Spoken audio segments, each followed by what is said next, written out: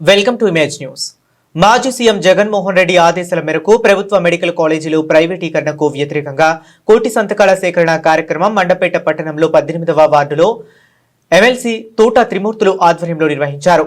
YSR Congress party పాలనలో ఆనాటి CM Jaganmohan Reddy విద్య, వైద్యం, వ్యవసాయానికి అధిక ప్రాధాన్యత ఇచ్చారని ఎమ్మెల్సీ తోట కొనియాడారు. నేడు కార్యక్రమం ద్వారా పాఠశాలలో రూపురేఖలు మారాయని, రైతులు ఒక్క రూపాయి చెల్లించిన అవసరం లేకుండా ఉచిత పంటల బీమా పథకం ప్రవేశపెట్టారని తోట ప్రశంసించారు.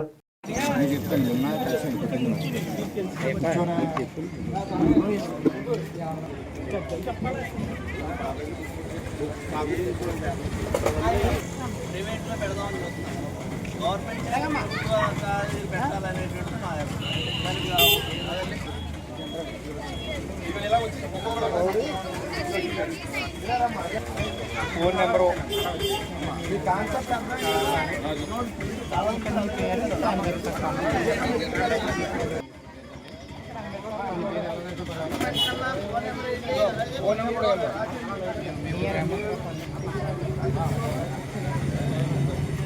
గవర్నమెంట్ మెడికల్ ప్రైవేట్ కాలేజీలో ప్రైవేట్ వెళ్తాం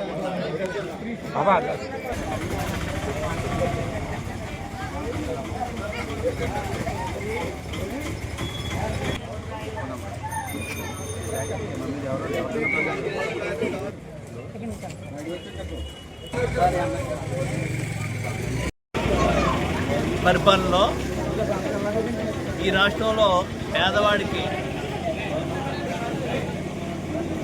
మరి మెడికల్ విద్య అందాలని చెప్పేసి అందరూ డాక్టర్లు చదివించాలి, అదేవిధంగా జిల్లాకు మెడికల్ కాలేజీ కట్టాలనేటువంటి ఆలోచనతో ఈ రాష్ట్రంలో 17 మెడికల్ కాలేజీలు జగన్మోహన్ రెడ్డి గారు తీసుకొస్తే ఇప్పుడు వచ్చినటువంటి తెలుగుదేశం ప్రభుత్వం దుర్మార్గమైనటువంటి ఆలోచన చేసి ఆ మెడికల్ కాలేజీలను ఆపేసి ప్రైవేట్ వ్యక్తులకు అమ్ముకోవాలనేటువంటి ఉద్దేశంతో ప్రైవేట్ వాళ్ళతోటి మాట్లాడుకుని ఈ కాలేజీలన్నీ వాళ్ళకి అప్పచెప్పేయాలనేటువంటిది ఇప్పుడు జగన్మోహన్ రెడ్డి గారు శంకుస్థాపన చేసినటువంటి కానీ కట్టి సత్వంలో మధ్యలో ఆగినాయి కానీ పూర్తయినటువంటి 5 మెడికల్ కాలేజీలు కానీ ఇవన్నీ కూడా ప్రైవేట్ వ్యక్తులకు ఇచ్చేయాలి, కట్టబెట్టేసి దాని ముసుగులో ప్రైవేట్ వ్యక్తులకు అమ్మేసి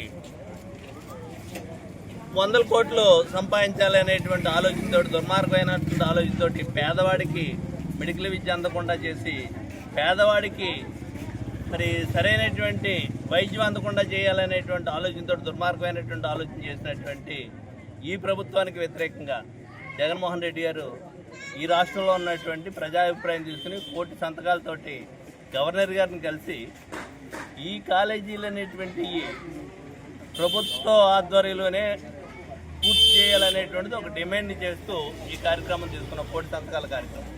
అయితే ఇక్కడ జగన్మోహన్ రెడ్డి గారు ముఖ్యమంత్రి అయిన తర్వాత ఆనాడు 2019 నుంచి 2021 వరకు 2 సంవత్సరాలు కోవిడ్ వచ్చింది. ఆ కోవిడ్లో జరిగినటువంటి పరిస్థితులు చూసిన తర్వాత కొన్ని లక్షల మంది చనిపోవడం జరిగింది.